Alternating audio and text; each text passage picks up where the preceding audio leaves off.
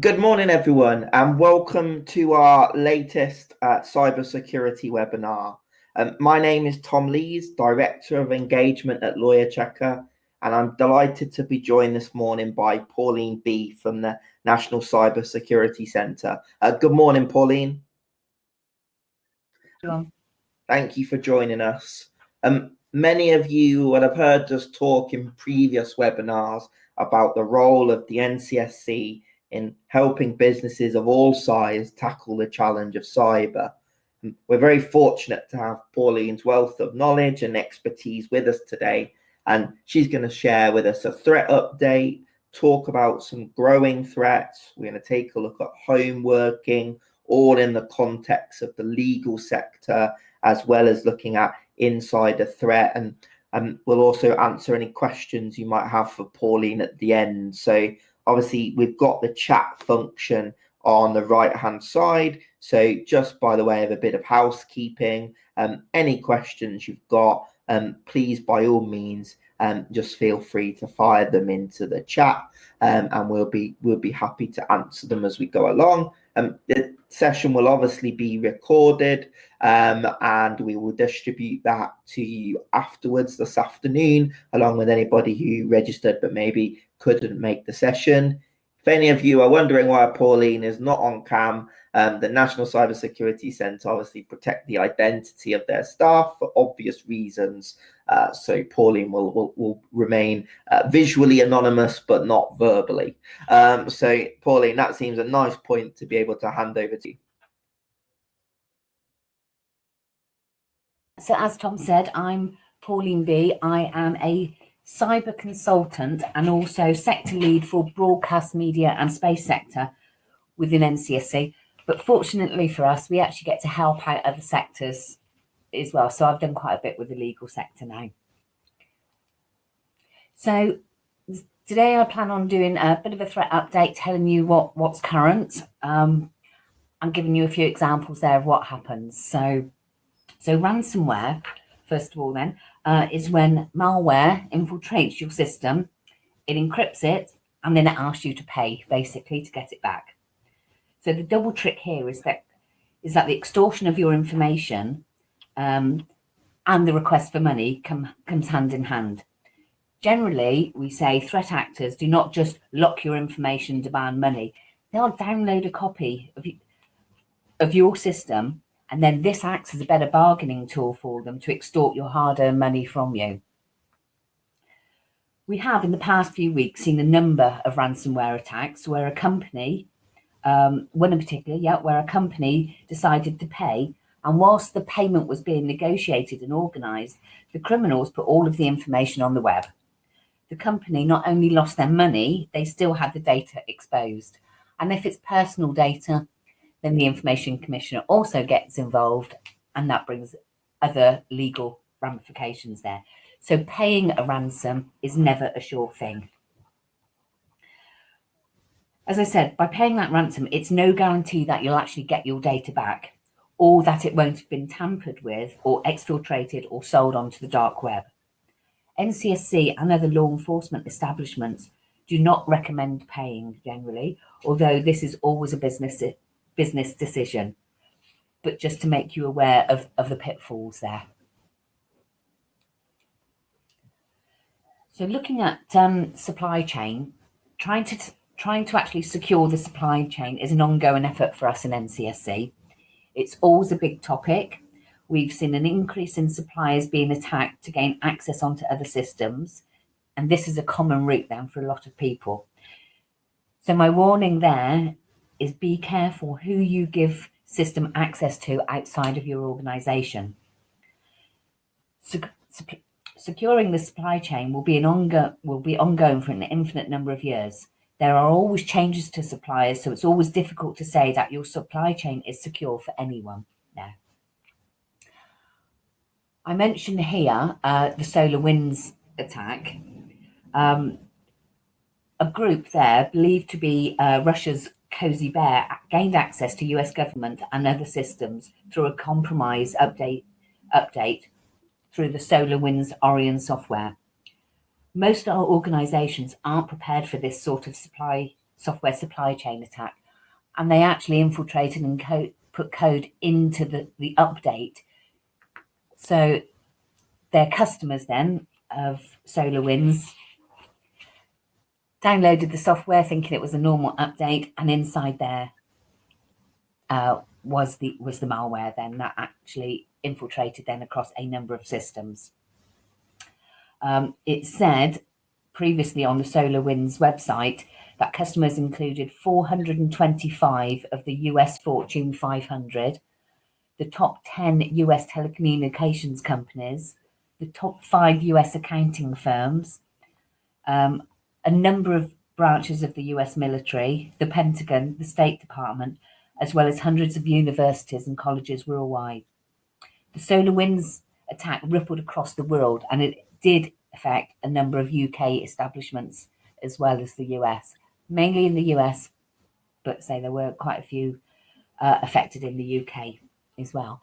Pauline, on just sort of looking at the supply chain and the ransomware that you mentioned there, there seem to be two sort of common themes. One, you've mentioned phishing in both, and the other being software that might not be kept up to date or might be out of date. If we sort of focus this on the legal sector, what do you think are the sort of key things that you'd be advising law firms around phishing, and especially really how to get that to filter through the organization? So I think most of the people that are listening today will be people who look after this at a reasonably high level, who are responsible for driving culture or education. What sort of hints and tips would you give to them about sort of driving education right down the chain of command across a firm? Thanks, Tom. Good question. So phishing attacks it's a form of social engineering. We don't often think of that. So educating every member of staff within an organization is a really good start. Start off on induction training. You need to be talking about cybersecurity on their induction day, when they first sit down and say, here's your computer, this is your logon details. You need to talk cybersecurity with them. What's acceptable within a business and what's not acceptable in a business. So can they use their work computer for personal emails? Some companies allow it, some don't. Certainly for us, we don't. But I know other companies do. Work with the individuals to work out what their level of knowledge is, to make sure that they are trained or educated enough that actually if a strange email comes in, they can do some preliminary checks first to see whether it is a phishing email, see if they know the recipient, they actually know the recipient rather than just see who's on the screen, see who it's from on the screen, and make sure they've got there's a set procedure within the company to actually send potential bad emails to, that somebody can actually put them in a sandbox then and check them out. They can be sent back to them. But my advice always is, if you don't know who that email is from and it's got an attachment, please do not click on it. It's better for somebody to email you back again and say, you didn't reply to my email, than click on a bad email and actually get malware onto your system. I think the bit around induction training is a really interesting point. Is actually, when we've talked about training on some of these previous webinars, maybe isn't a particular bit that we focused on it sort of in that induction training. So I think that's a really useful tip, because talking then about the culture and how you get that to sort of feed through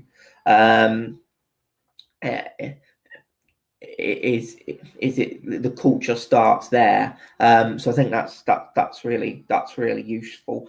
Feel free to crack on, Pauline. Sorry for the question. Okay, no problem. Yeah, what I will say is, actually picking back up on that, is some companies actually have like a day dedicated to cyber training, or to security education and awareness. It might be something that companies can go out there and do. Certainly one law firm in the area that I live in they approached me, and I went in for 4 sessions, I think it was, a couple of hours on each session, and done right through the basics. And everybody in the company, it was mandated that everybody had to do this training. So I was hoping to be flexible enough to accommodate part-timers, non-working days. So we arranged a schedule, and we actually gave them some information on passwords, what to look out for, with some live examples, what's a good password, what's a bad password. We had discussions around it. I had a separate session with the partners that actually said, right, as a partner, this is what you are responsible for, and making sure they had some good policies there so as the staff could refer back to them and understand what was going on. So I mentioned phishing just now. So phishing attacks, it is a form of social engineers. Phishers frequently use emotional blackmail like fear, curiosity, urgency, greed, all to encourage you to open that link or click on that link.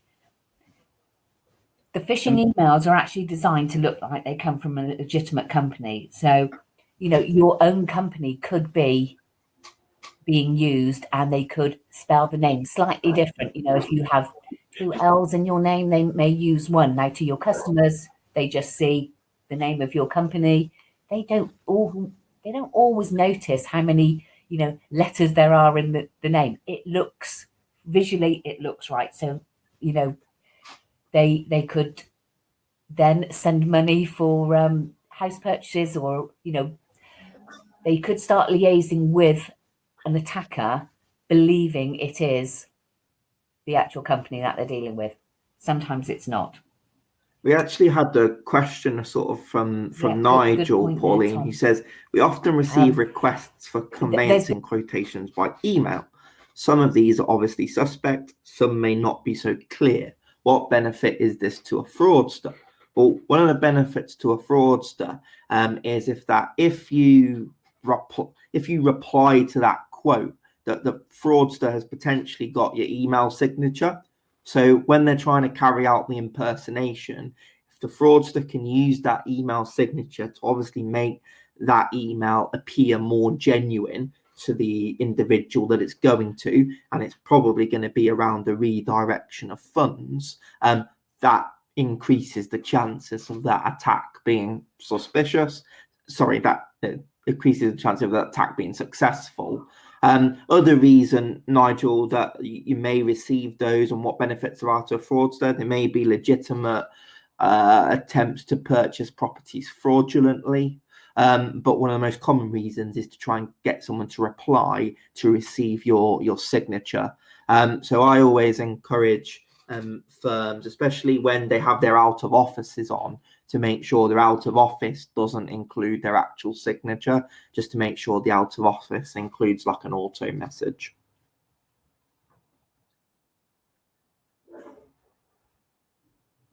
A lot of debate about whether you should even put out of offices on as well, or whether it should just be quietly redirected to another person in the company. That's a company decision. Certainly from an NCSC point of view, yes, I have an out of office and I use it, when I'm on leave. But I also give them alternative people to contact. So, but it is a business decision. So look, let's just look at data breaches there. So I say here it's a breach of security leading to accidental or unlawful destruction, loss, alteration, unauthorized disclosure of or access to personal data. And in 2014, Oxfordshire County Council received an undertaking after a solicitor removed a number of documents from their offices, but dropped them in the street near their home. Documents actually related to child protection cases and contained sensitive personal data. So hence it became a breach through that was reported eventually to the Information Commissioner's Office. And as I said, they received a monetary penalty there. In October 2012, Stoke City Council received again a monetary penalty after a solicitor working on behalf of the council sent 11 emails to the wrong email address by mistake. The emails varied in sensitivity, but some contain confidential and highly sensitive personal data.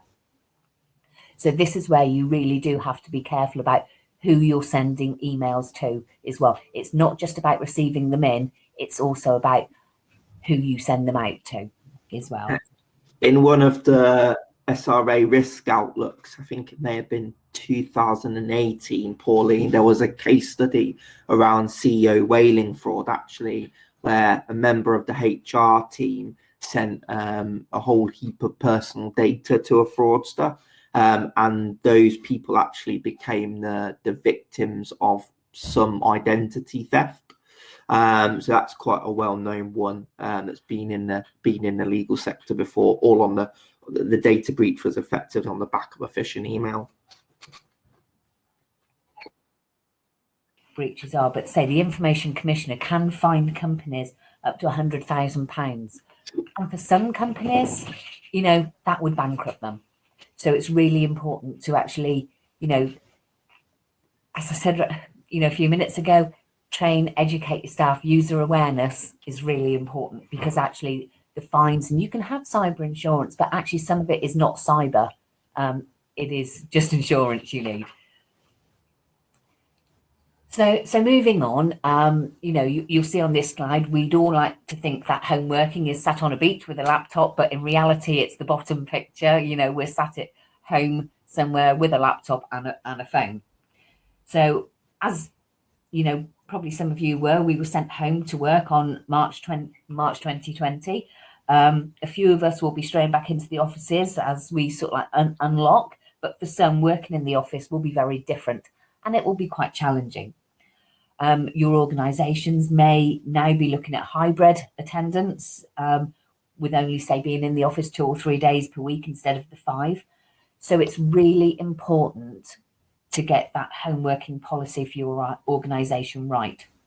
One that actually protects your organisation, lets your employee know what they can and can't do with office equipment, or if they bring your own devices. I'll mention bring your own devices in a moment, but there can be issues with if you're allowing your employees to use their own mobile phone or their own laptop for work, for work procedures.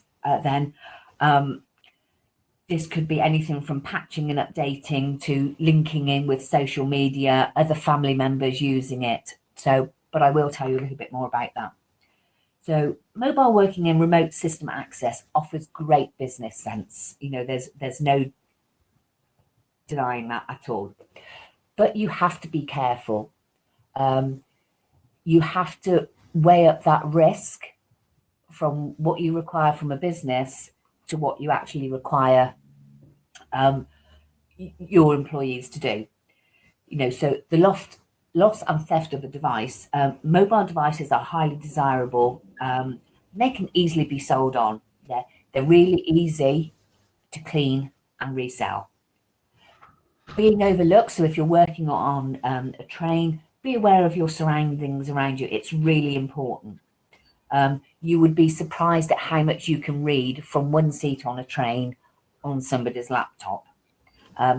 I, being NCSC, have spoken to a number of people on trains before now and said, excuse me, I don't think you should be doing that on a train. One of them was a HMG employee, so it turned out. She wasn't best pleased, but actually I recognised the email address. I knew the format of it. So it really wasn't helpful there. Lots of credentials, your username and your password. It's very easy for somebody to sit, watch what you do. That's all right, Pauline. Dogs and babies are acceptable on webinars nowadays. It's okay. Special guest appearance from Pauline's dog. We'll just wait for Pauline to come back. Some of you have asked some questions. I'll make sure that I cover those at the end for you. There's a couple that are gonna talk about towards the end, so I'll be able to cover that off. That's all right, Pauline. I managed to delivery men, can you? So apologies, everyone. Loss of credentials, yes. Your username and password is quite easily to actually sit and watch somebody on a train or sat in a cafe and actually seeing what they're typing in. If you've actually, some people when they log in, it will say, welcome Pauline B. You've instantly got their username. You only have to wait a few minutes normally for them to finish their coffee and log back on, and it's quite easy then to pick up their password as well. It's actually easy to shoulder surf, between trains or anything like that as well. So, make sure you are aware of your surroundings there. I mentioned tampering in the middle of this slide. That's actually when an attacker may subvert security controls and insert malicious code or software into a device that's left unattended. You would actually be amazed, and if you think back to your own circumstances, how many times do you leave your laptop somewhere where you just go and grab another coffee, or you just nip to the bathroom on a train and think, oh, I can't, I won't pack my laptop away. The person sat next to me is okay. I've had a conversation with them. But remember, always lock your device when you're not using it. Put it away. Take it with you. It can take an experienced criminal minutes to get access and implant code for you, into your system. So please be aware there. But organisations need to manage the risk after creating a policy. And as I mentioned earlier from Tom's questions, user education and maintaining awareness is really, really important. People need to know, can they use their laptops or their phones, for work purposes on a train? Where is it safe to use them? Are you allowing them to actually log on to public Wi-Fi? It's all questions that as an organisation you should ask. And you should think about the risks involved there. It literally takes it's £15 to £20 to buy a privacy screen for your laptop. You would be amazed at how effective they are. And actually you can put your laptop in front of you, put something on your screen when you're at home testing it out, and see what angle, you can read or not read the screen. Certainly the ones I've got, unless I'm sat in front of it, I can't see it and nobody can see it. One of the big things that came up in the SRA thematic review on cyber, Pauline, was about USB ports and how easily accessible they were within offices. So for people to go into an office, I know at Lawyer Checker we on our devices, so I use a Surface, as do the majority of my colleagues, and we actually block USB ports. Is that something that sort of you'd encourage people to think about? Because ultimately there's very little to gain from them, but a lot to lose, I think. USBs, they are probably quite a contentious issue across many businesses. Certainly some of the sectors that I deal with, they are. What I would say to any organisation is, if you have no need to use them, lock them down, close them. So don't leave them open, because that actually is then it's like leaving your front door open, and you wouldn't do that in this day and age, so why have an open USB port if you don't need it? It's possible with options with the computer systems these days to actually open ports for, or open USB access to certain individuals. So it doesn't have to be a company-wide policy, but only those that actually need it would need it. But certainly if you're mobile working and you've got a laptop, you probably wouldn't need a USB port, because actually you're taking that laptop to a customer's place, typing it up, it's on your laptop, you're closing it properly, turning it off, it's being patched, it's being managed by your actual organisation. It's potentially not much use for a USB. For certain industries, there's slightly more need for them, but it should be on a case-by-case basis, I would suggest. No, I agree. On the back of your mention around training and sort of awareness, I've shared the NCSC free training, which is obviously available on your website, so people can click on that, and that will just take you to the link so that people have got it. Yeah, that's great. Thanks. So companies should look at having baseline builds if they are providing laptops, mobile phones for them. Have a baseline build. If you have company laptops and not bring your own devices, you can have those baseline builds, develop and apply those builds and the configurations. That makes them suitable then for your business. And it actually means, should you lose it or should it be stolen from you, that your IT department then, or your IT provider, your managed service provider then, almost certainly will be able to wipe it remotely. So if somebody does take it, it could be done remotely by the security team there. For me, use of personal devices in certain professions are a no-no. That's a personal opinion, unless you have a good reason. I know not every company can afford, to buy 50 laptops, or whatever the request is. And people go, oh, I don't mind. But make sure as an organization you have a policy on that, so bring your own device policy. Also, you need to be careful about sort of like emails linking to personal mailboxes. And in December 2018, there was actually an article written by a lawyer that revealed that employees who check work emails on their personal mobiles could be in breach of GDPR. And it went on to say 61% of UK workers surveyed use their personal device to answer or continue to work outside of business hours. Now, what I would say is, if you don't want your staff to do that, or if you are a member of staff and you're not comfortable with that, you need to go back and talk to your partners there and come to a compromise. There is always a compromise there. But, you just need to be able to work that out. An organisation should actually have some management plans there.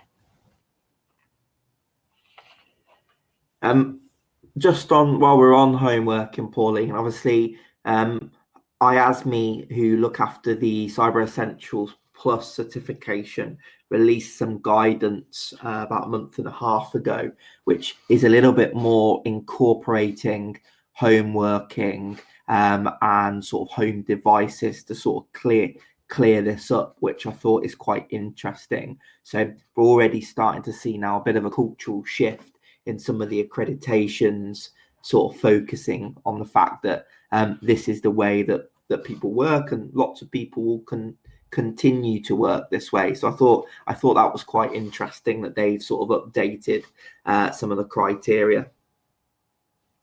Yeah, and certainly that's what we're seeing now, Tom. Some of the organisations that provide frameworks for security advice and guidance, and certainly our own advice and guidance then, actually we're starting to update to go, actually this is a bit more of a reality now, and because of the hybrid approach that people are taking, it's happening. So if it's happening and you're using it, look at the general tips that are on this slide. So make sure that you ask your staff, your employees then to be using the latest software, firmware. My advice would be to avoid using devices that cannot be patched. So if you've got an old iPad and you go, oh, I could use that for work, just remember they become unpatched after about 4 or 5 years. That means they are not as secure. So be aware of that. If you've only got an old device or your current device, talk to your employer about the risks that you see and that they see, and your employer may accept that risk. But what I would suggest is make sure that you have your accounts have strong passwords. If you can set up 2-factor authentication, even better. With passwords, NCSC actually recommends 3 words. I don't know, the fat black cat, it's something that is memorable to you. They don't recommend the use of obviously like password 123 or 1 2 3 4 5 6 7 8, or even your pets' names.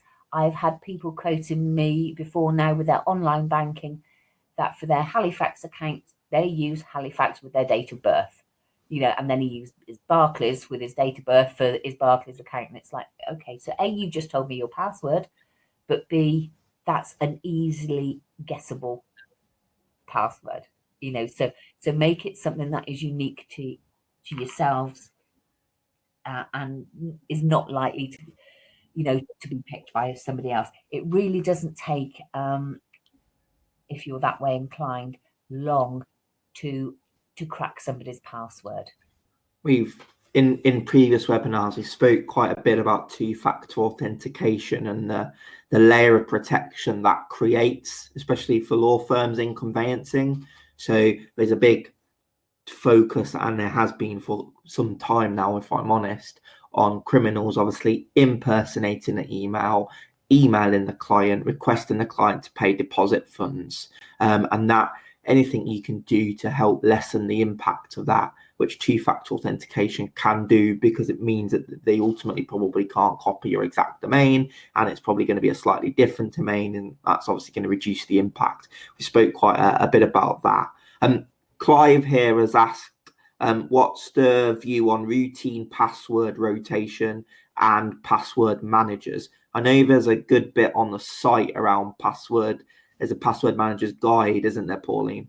There is a password manager's guide, yes, and the use of password managers is endorsed by NCSC.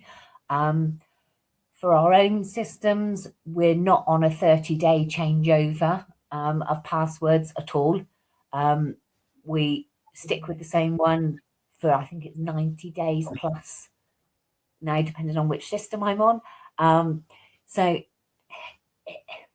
it depends. What would be forced is if I had a compromise, or if I felt that my password is known to somebody else, I have the ability to go in and update it whenever I want.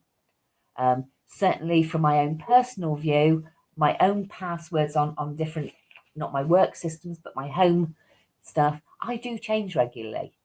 I try not to use the same one, although that's really difficult not to do, and we recognize that.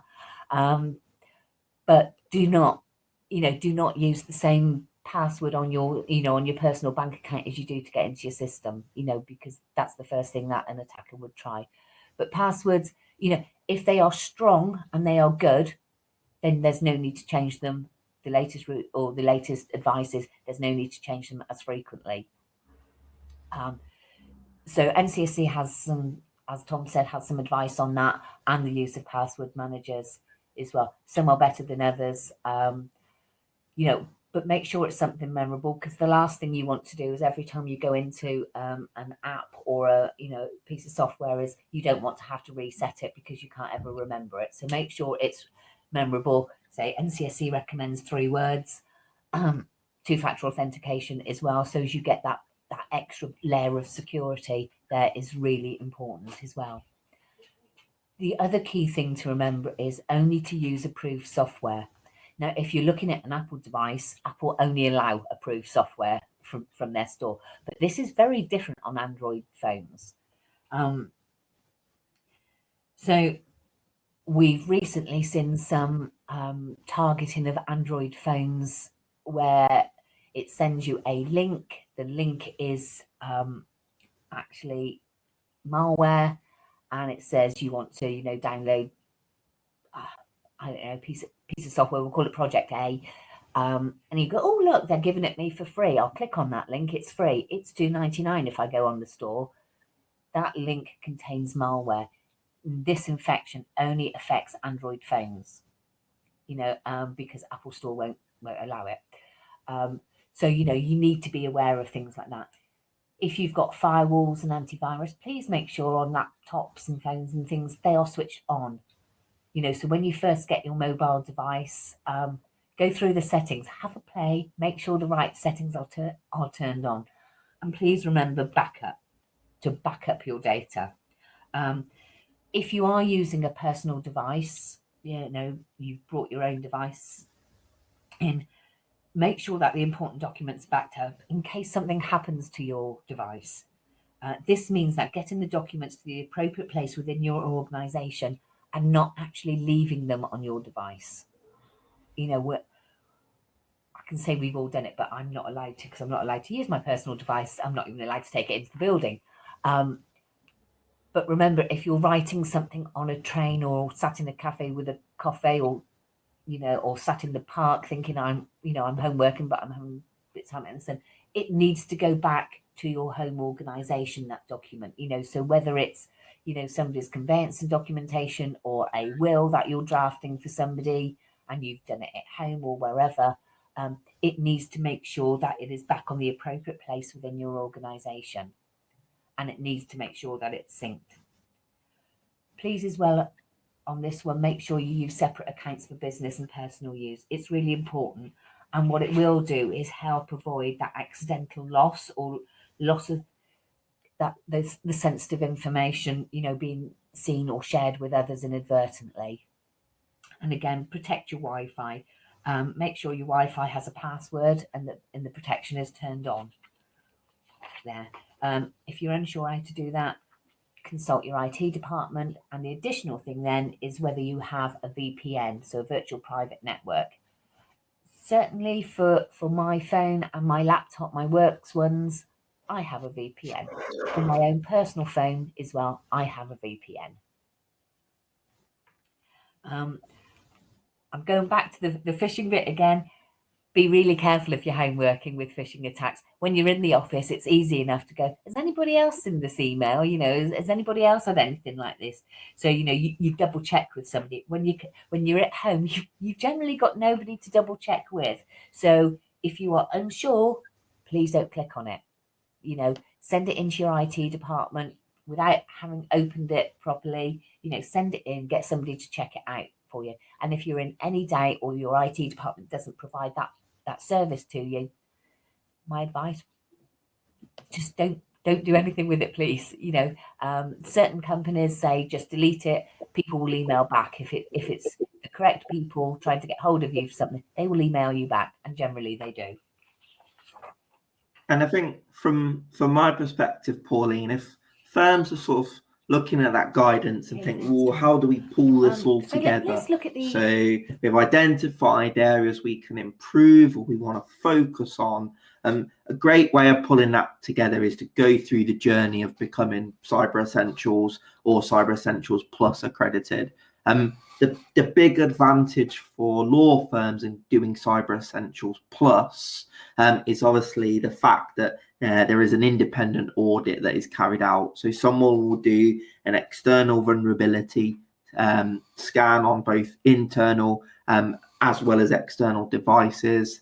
And you'll get that independent viewpoint who'll be able to give you really honest answers about where the areas are that sort of Pauline's alluded to that needs some improvement. In our experience of doing this in the last 2 years, one of the things that Pauline pointed out earlier around using out-of-date software is reasonably common and is something that we see a lot of, as is the patching side of things. So not doing patching within the required timescales of Cyber Essentials Plus. Lawyer Checker obviously really experienced in helping firms through this, and we can sort of guide you through from start to finish. So if anybody is interested to find out about becoming Cyber Essentials accredited, there's a little poll that I just popped up that you can click. If you want to learn a little bit more than happy to get our sort of cyber experts to have a chat with you about what the accreditation involves and how you sort of go on that journey. But I think we're seeing more and more law firms certainly move towards Cyber Essentials Plus as a way to sort of hold that badge and also to provide comfort for those at the top level. So when you sat around the board table and managing partner asks, well, where are we with cyber? How strong are we here? Where's our weaknesses? That's quite a powerful thing to be able to bring to the table as an IT manager or an IT director.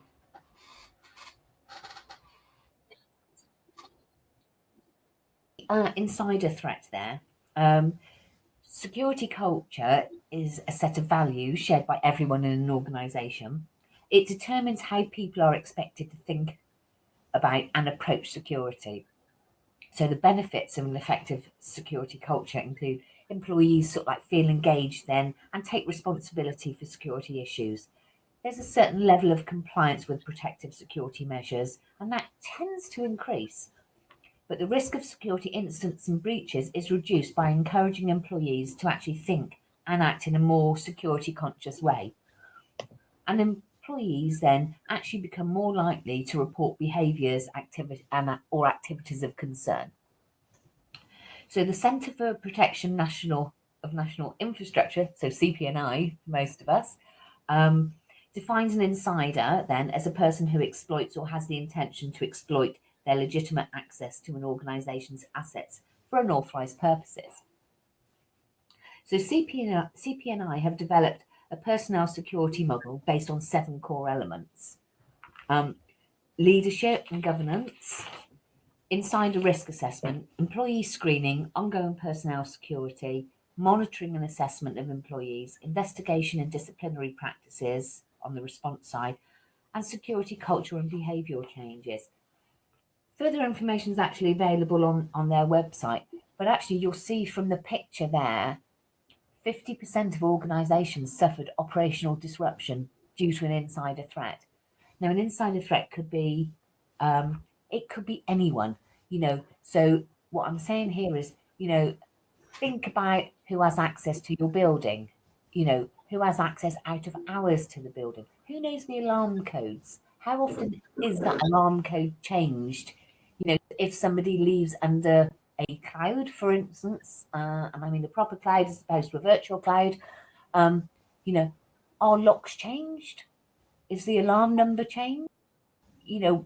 Is their account closed? Their internal IT account? Could they still have access to it if they are, do they still have any official IT equipment from the company? Were they using their own IT equipment? All things to consider, and each has sort of like certain different connotations that will go with it. But certainly the CPNI website there, and it is literally www.cpni.gov.uk. And if you look up the personnel security model, it will give you a lot of information there. But when you consider 48% of companies saw that loss of critical data and IP due to an insider attack, that's quite, I know it's less than half, but it's still quite a huge amount. And it is 37% experienced damage to their brand. There is a knock-on effect to it. An insider threat is just as important as other personnel and security threats there. And I think it's really important for firms to sort of monitor the behaviours of individuals and understand the circumstances of which they could be a target for insider threat, especially anybody working where there is money associated. So in particular, obviously there, if we think about conveyancing or probate in terms of the payment of beneficiaries, and any change in behaviours there, those are sort of key red flags that you can potentially sort of pick up. And there have been well-known examples in the legal sector where I've heard anecdotally and also that have made the press where this has happened. I think there's a well-known one of a criminal gang who infiltrated a law firm by getting into the offices as cleaners. So that's quite a high profile one I heard a couple of years ago.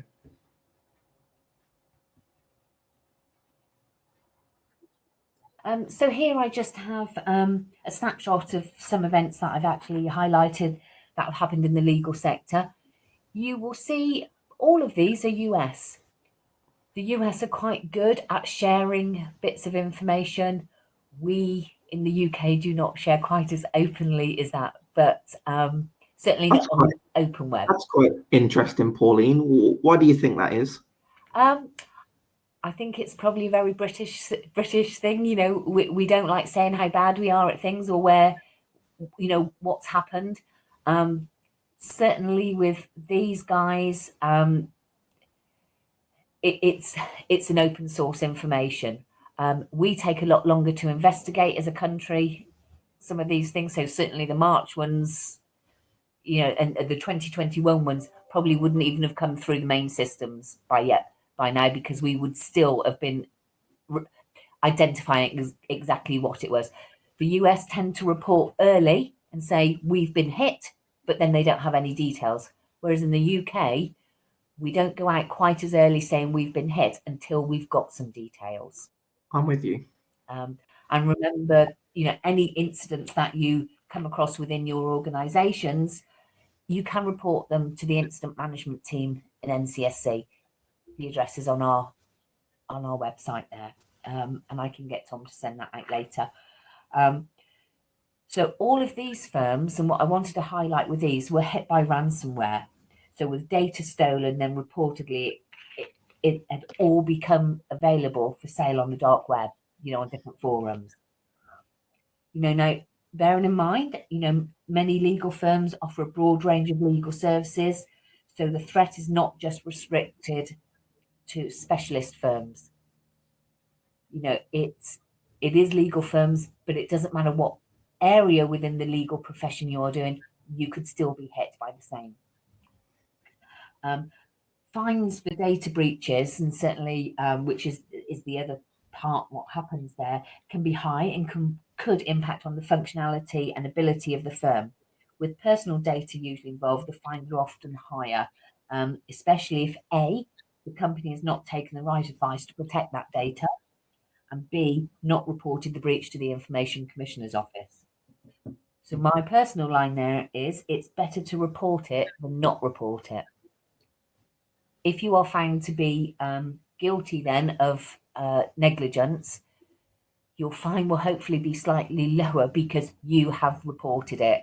And if you're found to be innocent in it, the Information Commissioner just says, okay, thanks for reporting it, but actually here's our threshold for in future. And from the Information Commissioner's angle, they would always prefer you to report something that they're not interested in than not report at all. There's been a recent case from this, literally, what are we talking, a few days ago, 9 days ago. There was an intrusion into the IT department of a New York law department that's currently being investigated. So the information's out there, but the investigation hasn't happened yet. It's actually impacted on 1,000 departmental employees, which have been exposed. So their information has been exposed. They currently have no access to their IT system. So the lawyers and the support professionals have no access at all. So they're not able to file any documents or have access to old documents to know where they're going. They literally are trying to work blind at the moment. So anybody who's got court cases, they can't pull up the files to go and represent their customers in court. They are literally, until that investigation is done, they are working blind. So that's why I said earlier on, it's important to have your backup off site as well, if you can. You might use a cloud provider even for backup. But look at all the options that you might need for your organization. So it would appear from the information that you see on the screen, and when I just mentioned that the US legal sector appears to be targeted more than the UK currently. I can tell you the UK legal sector does still get targeted. It's just, as I mentioned earlier, we don't see the impact of it straight away because the UK prefers to do investigation first. Also feels like the types of attack are slightly different as well, Pauline, but the real focus on the UK legal sector is very much around money transfers, especially in that journey between client and law firm and law firm to client, whereas in the US, from the picture that you're painting, it seems a bit more, I wouldn't say more sophisticated as such, but seems a little bit more sort of high level and potentially to a degree more political as well. So I think there's some differences there, but we've certainly done some analysis of the SRA scam alerts, and the picture from March 2020 to March 2021, for example, is over 100% increase. So you're quite right in saying that. Yeah. So certainly in 2020, NCSC has observed more online scams than in previous years combined. Many admittedly related to COVID-19, but certainly cyber and fraud during COVID-19 with fake endorsement scams, vaccine adverts.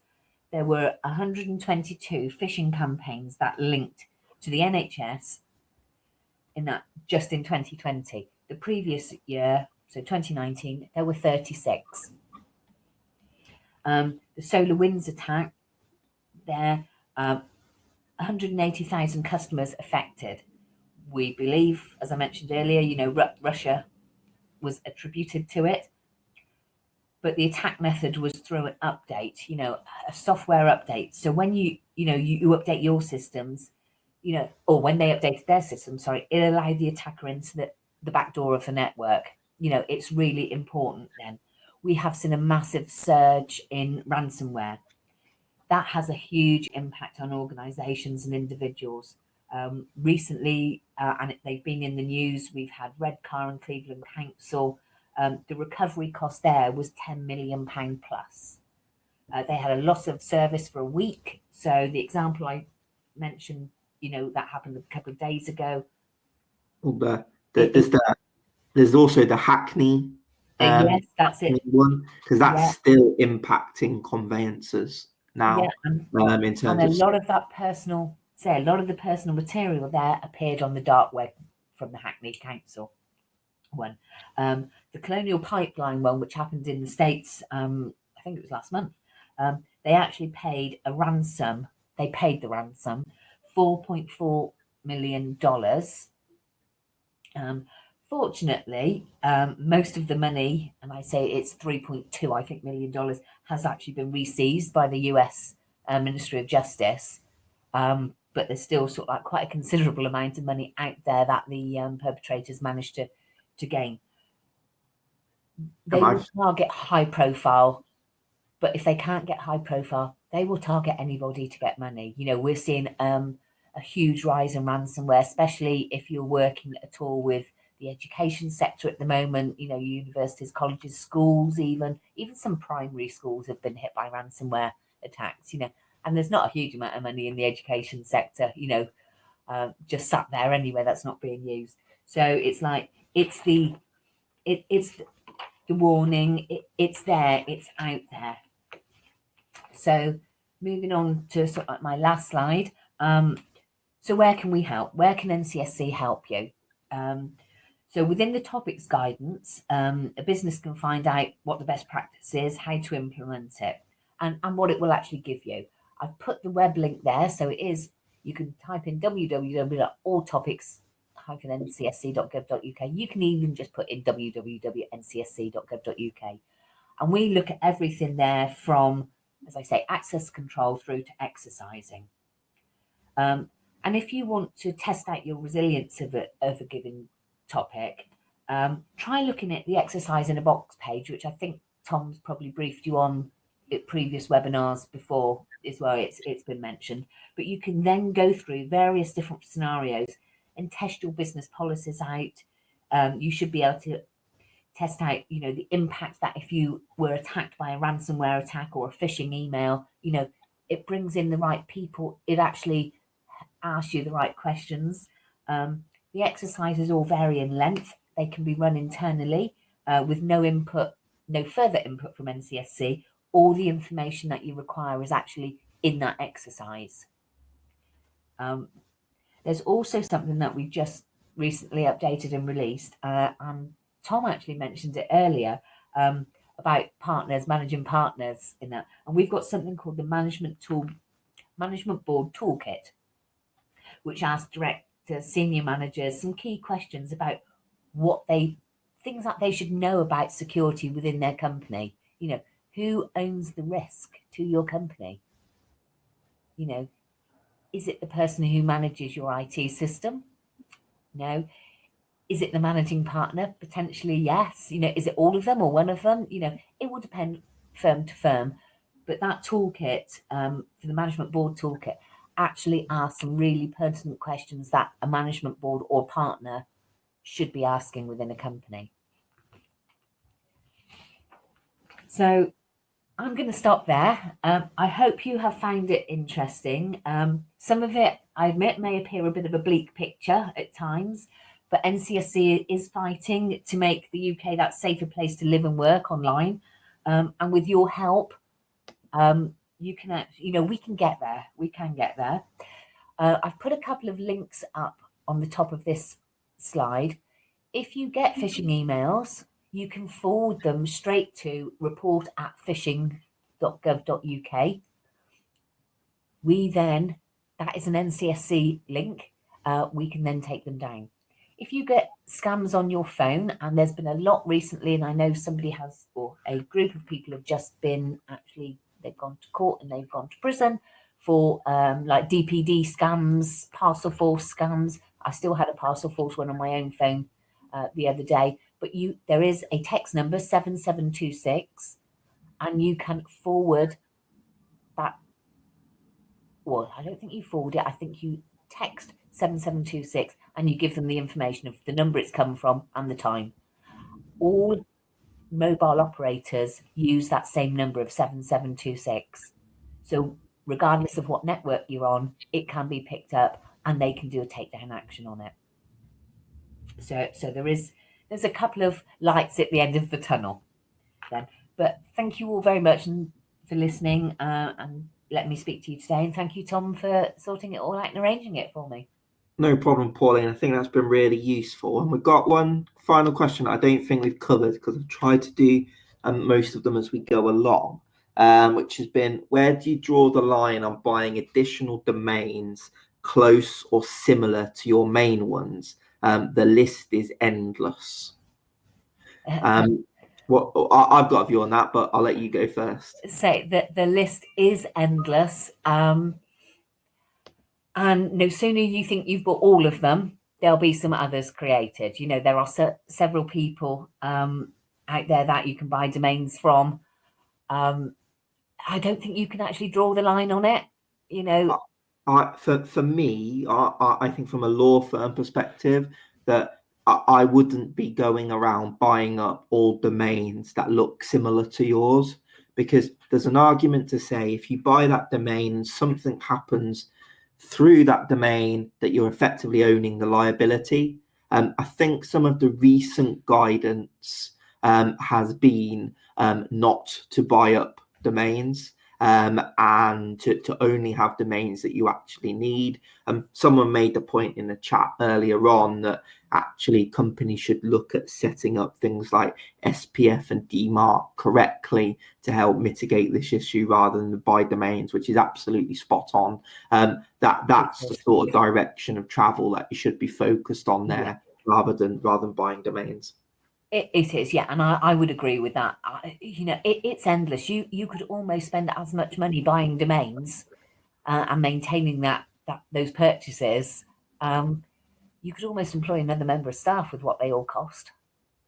So obviously it's a business decision and it's not one necessarily for NCSC, but that's my personal thoughts there on it. But I think what I would say is, if individuals within organizations take some responsibility of security themselves, and then the organizations take that responsibility for security as well, together you can make it work.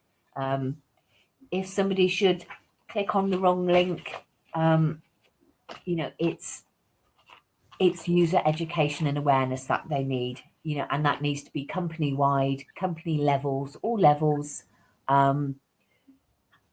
If we can train the users, and if we can train the users in a work environment, they will take that good practice to home environment as well, and it will cascade across. So I agree, Pauline. That probably brings us to the end of our session, because I have to be in another meeting at 12 o'clock and we're on 11:59.